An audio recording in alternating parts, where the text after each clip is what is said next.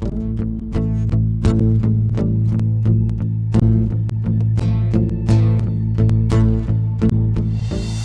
बंगालचा व्यवसाय करतो. PMT मध्ये ड्रायव्हर.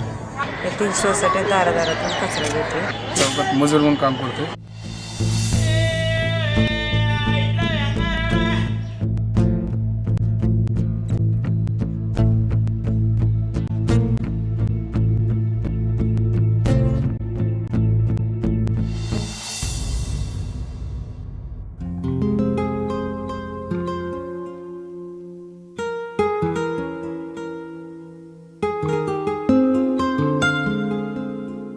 की पैशावाल्याचीच मुलं ॲडमिशन घेतात, खाजगी शाळेत शिकतात. आमची मुलं म्हणजे झोपडपट्टीमध्ये राहतात म्हणून कॉर्पोरेशनच्या शाळेत शिकायचं.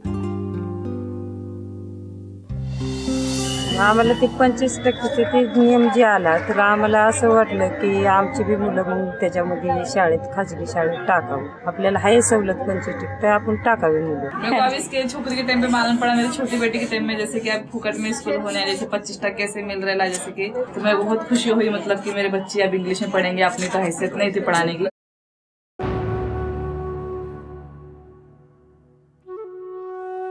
ज्यावेळेस आम्ही शाळेमध्ये एंट्री केली त्यावेळेस तर म्हणले की इथं मॅडमच नाही. मॅडम आतमध्ये असून सुद्धा नाही म्हणत. त्या म्हणल्या की काय आम्हाला तर आमच्या शाळेकडे तर असलं काय आलेलं नाहीये, पण दुसऱ्या शाळेने असन. आमच्या शाळेत काय आम्हाला मुली शिकवायला आम्ही काय वरून आम्हाला पैसा येत नाही. आम्हाला ते सरकार देतो तेवढंच आम्ही थोडंसं घेतो. पहली स्कूल में तो क्या लिए नहीं उनको, वहाँ से मतलब पहले बताए कि हाँ ले लेंगे आ जाओ. जब उनको बताए कि ऐसा ऐसा माजरा है हमारा 25% फ्री है, तो उन्होंने मतलब बोला नहीं नहीं अभी यहाँ तो कोई खाली है ही नाही.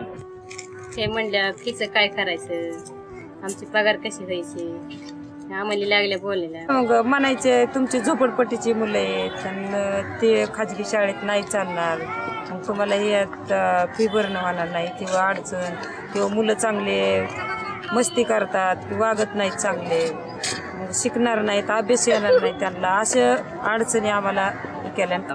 आम्हाला 2 दिवस ती बाई ओरडत होती की पैसे भरावं लागतील असं तसं. आम्ही म्हणले नाही बाबा. अब मेरे को खुद को मालूम है कि कितनी परेशानी मैंने उठाया इसको स्कूल में डालने के लिए.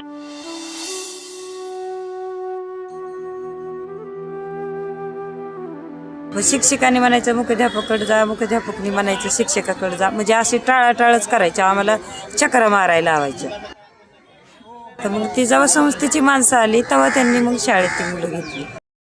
50 रुपयाचा तरी फॉर्म घ्या की, मग ती 50 रुपयाचा फॉर्म घेतला आणि परत घरी आणून भरला आणि मग ती सगळी कागदपत्र दिली सगळी. तर 25% मध्ये तुमचं ऍडमिशन आम्ही करतोय, परंतु तुम्हाला उत्पन्नाचा दाखला द्यावा लागेल, अजून जातीचा दाखला. क्या काम करते हैं आप उसके बारे में लेकर आओ. काफ़ी पेपर मतलब जमा करने के लिए बोले. मुलीचा दाखला, रक्ताचं ए ग्रुप आहे का बी ग्रुप आहे ते पण सगळं द्यावं लागेल म्हणलं. मग आम्ही म्हणलं ठीक आहे. कागदपत्रच नाहीत बायकांकडे कुणाकडं. ती जातीचा दाखला मागतात, उत्पन्नाचा दाखला मागतात, तर बायकांकडे काही नसतं. आमच्याकडं कुणाकडे दाखलं नाही.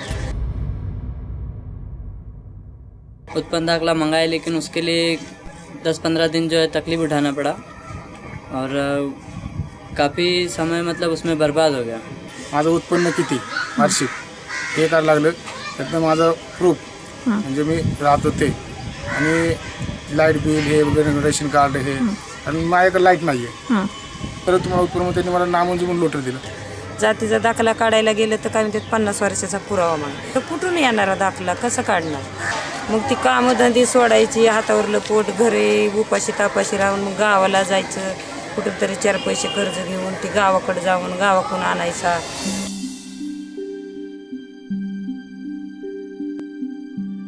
पहिले 2 दिवस फॉर्म भरताना मला काम बंद ठेवावं लागलं. माझं हातावरचं पोट आहे, करेल तेव्हाच घरचे खाताल. त्याच्या ॲडमिशनसाठी आहे ना कमीत कमी मला 12 ते 13 दिवस धंदा बंद करावा लागला. आणि त्याच्यामध्ये कमीत कमी माझे 2-3 हजार रुपये असे धंदा न करता पण जवळचे पैसे 2-3 हजार रुपये जे होते ते भी गेले. 10-12 दिन छुट्टी करने के बाद में तो अभी तो ऐसा है कि जब जिस दिन जाएंगे उसी दिन घर में खाना पकेगा, और जिस दिन नहीं जाएंगे खाना नहीं बनेगा. ऐसा है. फिर भी उस टाइम में ऐसा एडजस्ट कर लिए कि स्कूल में डालना था बच्चे लोग को, तो इसके लिए परेशानी उठाए थोड़ा बहुत. काफ़ी मतलब नुकसान हो गया है और ग्राहक भी कस्टमर भी टूट गए।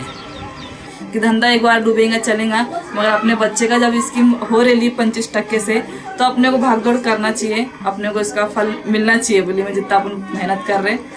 एवढे आता आले तर मुलांचं ना ॲडमिशन घ्यायचं आहे, ते गेले.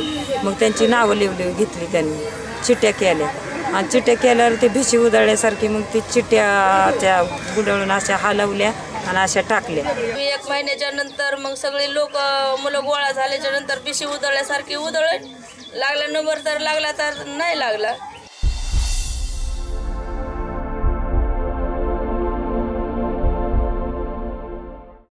नंतर मग मी म्हणलं आता परत आम्हाला दुसऱ्या शाळेत ॲडमिशन घ्यायचं तर काय करायचं, तर तुम्ही घ्या म्हणली.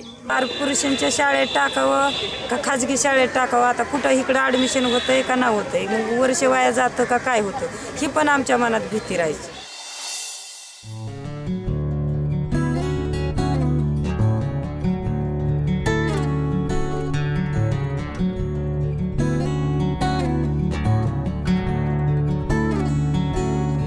ॲडमिशन मिळायला 2 महिने झाले आणि 2 महिन्याच्या नंतर मग आमचा नंबर लागला. पुढच्या वर्षी कमीत कमी 300 तरी आमचे मुलं ॲडमिशनमध्ये जावं पुढच्या वर्षी. आम्हाला मोफत शिक्षणाचं चांगलंच वाटतंय, पण एवढंच की शाळांनी सहकार्य केलं पाहिजे. सब बच्चों के बराबर अपना भी बच्चा पढ़ता होगा. एडमिशन हो गया, खुशी है।